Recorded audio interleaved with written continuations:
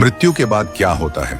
जब कोई प्राणी मृत्यु को प्राप्त होता है तो यमराज के सेवक उसका संपूर्ण जीवन लेखा लेकर चित्रगुप्त जी के समक्ष प्रस्तुत होते हैं। चित्रगुप्त जी के पास उस आत्मा का पूरा डेटा होता है।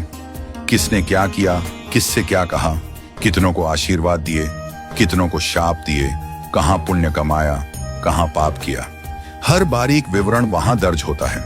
फिर उस व्यक्ति के कर्मों का मूल्यांकन होता है, कितना पुण्य किया है और कितना पाप। यदि पाप अधिक हैं तो उसे नरक भेजा जाता है, यदि पुण्य अधिक हैं तो उसे स्वर्ग की ओर अग्रसर किया जाता है।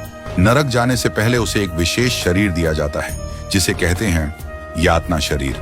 यह शरीर सामान्य मनुष्यों की तरह ही दिखता है, परंतु इसमें एक मूलभूत अंतर होता है। हमारे शरीर में यदि किसी अंग को काट दिया जाए तो हम मर जाते हैं, पर यातना शरीर में ऐसा नहीं होता। वह मरता नहीं है, परंतु उसे पीड़ा, तड़पन, जलन, वेदना सब कुछ होता है। बस मृत्यु नहीं होती, वो जीवित रहता है, केवल इसलिए ताकि अपने पापों का फल भोग सके। अब अगर किसी ने अपने जीवन में कुछ पुण्य भी किए हैं, थोड़ा सा दान, सेवा, किसी भूखे को भोजन, किसी दुखी को सांत्वना, तो उसके पुण्य उसे स्वर्ग ले जाते हैं। स्वर्ग में उसे मिलता है एक और विशेष शरीर जिसे कहते हैं भोगदेह। इस भोगदेह की विशेषता यह है कि इसे चाहे जितना खिलाओ ये मोटा नहीं होता, इसे चाहे जितना नचाओ गाओ ये थकता नहीं, इसे चाहे जितना भोगो ये तृप्त नहीं होता, क्योंकि स्वर्ग में जो कुछ भी है वह क्षणिक है, अस्थाई है।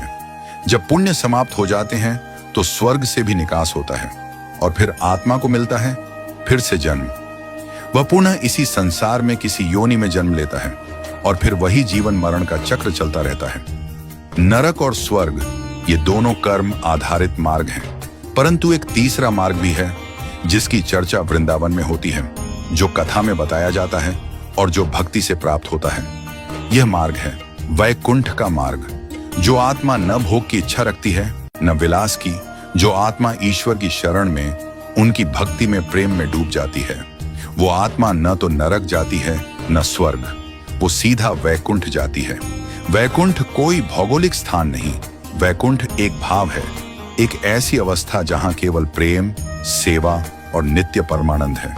वहां जाने के बाद आत्मा को फिर से जन्म नहीं लेना पड़ता, क्योंकि वहां जीवन नित्य है, वहां समाप्ति नहीं, केवल शाश्वतता है। सार ये है, नरक मिलता है पाप से ताकि दंड मिले, स्वर्ग मिलता है पुण्य से ताकि भोग मिले, वैकुंठ मिलता है प्रेम और भक्ति से ताकि भगवान मिले। यदि आप वृंदावन आते हैं, यदि आप संतों की वाणी सुनते हैं, यदि आप श्री हरि की कथा, लीला, नाम में रम जाते हैं, तो आप केवल पुण्य नहीं कमा रहे, आप वैकुंठ का टिकट ले रहे हैं।